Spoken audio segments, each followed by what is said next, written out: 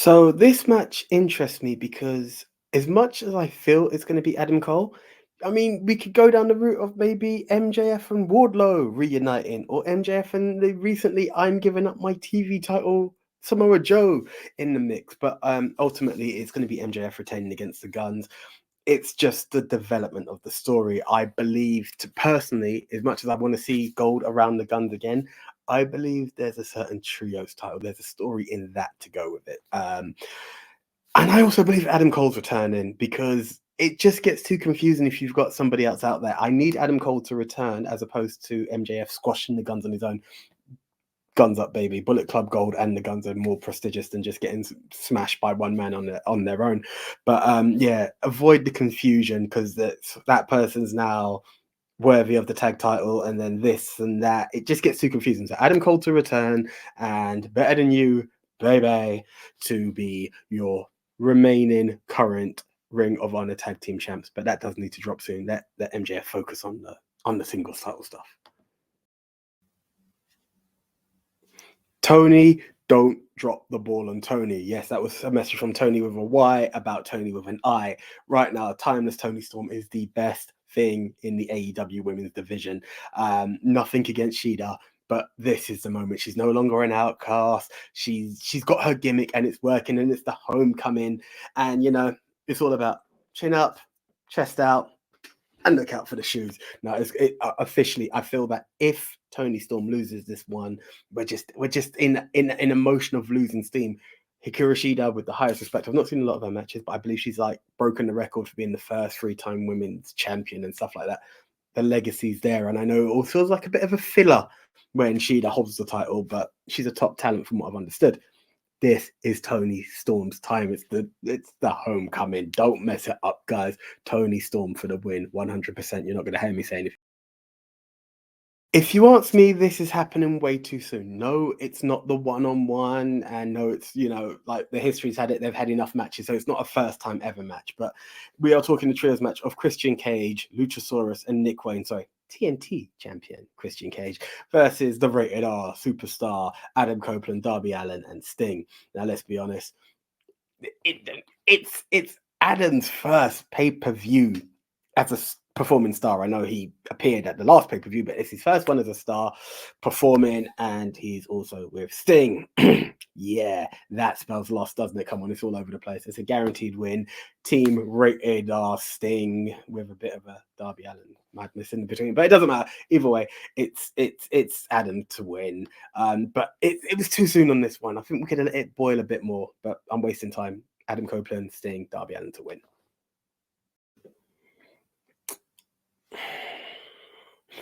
I don't wish injury on anyone. I really don't. I respect every superstar for what they do. I feel like this injury corrected a wrong.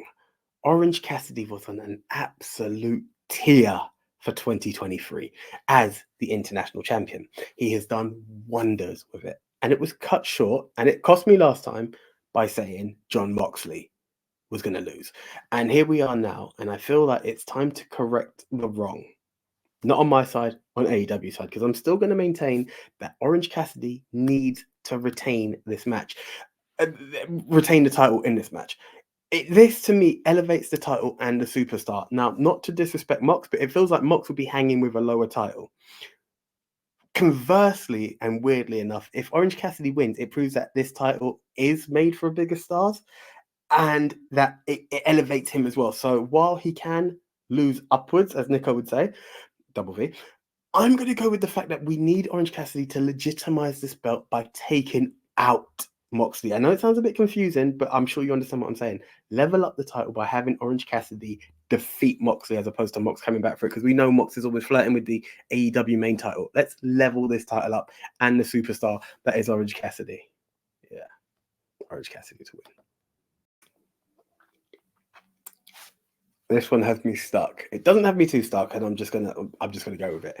I feel it should be Swerve to take the victory, but he won the last time, and then that just leaves Adam in a bit of stress.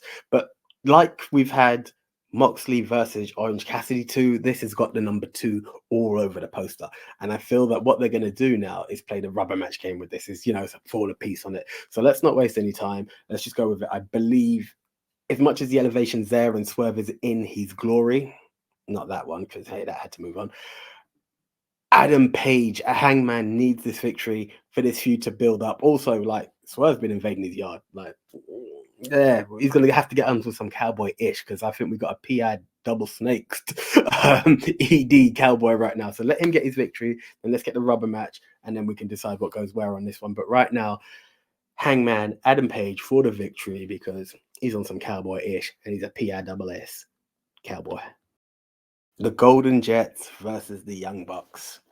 Kenny Omega and Chris Jericho versus the Young Bucks. The really reformed elite are fighting again. Boys, why? Why? It was so sweet.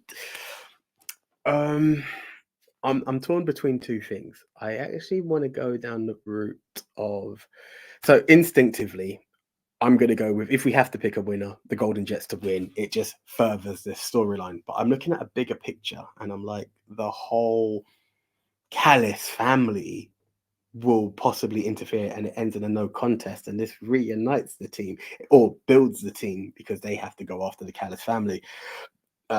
Mind you, Will Ospreay's not there at the moment, so it's tough. I do believe that is a possibility. No contest is very, very, very much a possibility. But if I have to pick one winner in this one, I'm going to go with the Golden Jets, because that will further along the story. Whereas the Bucks win, and it's always the same way. But this is it: the Golden Jets taking the title opportunity from the Bucks. Now we're cooking. So yeah, Golden Jets for the win. If it's not a double interference, but we need a number one contender. So in that case, Golden Jets. At the time of recording, it is advertised as Chris Statlander, the current TBS champion, versus Julia Hart versus Red or Blue, that's Red Velvet, or Sky Blue for the TBS title. My heart of hearts wants me to say Julia Hart, because you know what? House of Black, baby, is what I do when it comes to AEW. Well, Bullet Club are taking over now, but it doesn't matter. You get my point. I would love to see that around Julia Hart, but I feel that in order to make the TBS title look like that prestigious title, in order to make Chris Statlander look like a champ, and the worthy champ, someone who beat the undefeated Jade Cargill twice, she can't drop just yet. So as much as I would love to say Julia, and say, oh, it depends on if it's red or if it's blue, it doesn't really matter, because we need to establish both the TBS title and Chris Statlander. So Chris Statlander to retain and build, but don't make it too long, guys, because we don't want too many long runs on that. And for your TBS title to look more prestigious and more fight worthy than your main title, yes, it could be your working title, but use the logic. Don't over drag it. But right now, she needs to look a bit more dominant than the newly WWE signed, so Chris Statlander to retain. I really want to call this match Tag Team Turmoil, but it's a fatal 4-way tag team match for the AEW title, and I'm going to list them all because I'm not too sure if everyone else is going to do it, but here we go. Ricky Starks and Big Bill, the current champions, versus La Facción Ignorable, Rush and Drasilico, versus FTR, Cash Wheeler and Dax Harwood, and the Kings of the Black Fawn, aka House of Black, Malachi Black and Brody King. This is a tough one. This is really a tough one, because really every other tag team feels like they've got something. With respect to La Facción, that just still feels very New Japan. I know we can throw it up and say guns up, and that's a different thing. House of Black have had their trios run. As much as I love them, I don't think it's tag team time for them. It feels like my answer has to be FTR.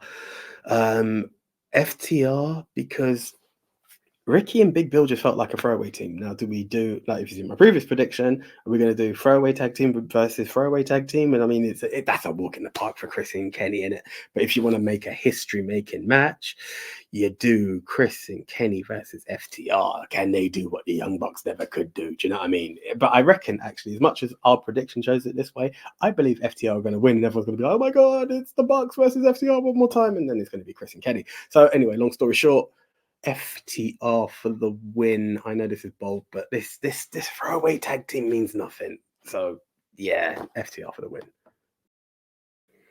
The gun is up. The gun is up, because it should be Jay White, like Bullet Club Gold. Yes, I know the T-shirt. AJ's always going to throw it up, but it should be him. But let's be honest, it can't be him right now. Not that he will never be a champ. That time will come, I hope. He'd be an awesome TNT champ at the moment, actually. Maybe Juice more than him. But here's the thing. Yes, I'm calling a bad night for Bullet Club Gold, but more than anything, the devil needs to reveal himself. And is it Adam Cole? Who knows? Who cares? Is it Samoa Joe? Who knows? Who cares? Is it Wardlow? Who knows? Who cares? Essentially, MJF has 3 people potentially after, but he's definitely got 3 people. He's got the Devil, he's got Wardlow, and he's got Samoa Joe after him. That is the element of what is there in the future for MJF and the world's title. It kind of loses weight if MJF loses it. Yeah, Wardlow still wants to be champ, but he still wants a piece of MJF. Samoa Joe's on the hunt, but he's bullied him. So yeah, Samoa Joe could be on it, but not. This is all kind of ingrained that the whole world is against Max right now. So let the whole world continue to be against Max. Jay White, you're gonna bring it down, bro, because it's in La Familia, it's in the bloodline, bro. It's what Bullet Club do, and you have been an awesome leader for Bullet Club, and you're making that awesome leader for Bullet Club Gold. But let's not deviate from the fact that right now, for this story to evolve more and the potential candidates that Max has got, it can only be the man who's better than everyone, and he knows it, Maxwell Jacob Friedman, MJF. So, guys, what did you think of my predictions? Pretty on point, right? I know.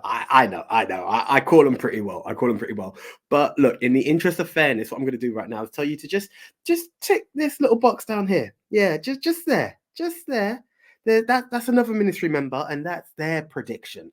Is it as good as mine? I don't think so. Hey, if they agree with me, we'll see. But if you do that one, I'll really appreciate that. Then you can click over here. You'll see the whole playlist of all the kind of stuff that the ministry do. Get a good vibe. But the most important one, right there in the middle. That's the one we're talking about. That's the subscribe button. If you enjoy the ministry, do hit right there in the middle. Big old subscribe. Also ring the notification bell, and you will get up to date, whether it's prediction shows, whether it's news, whether it's reviews. You'll know what we're all about. I do thank you for paying attention to me, and I'll catch you on the next show. See ya.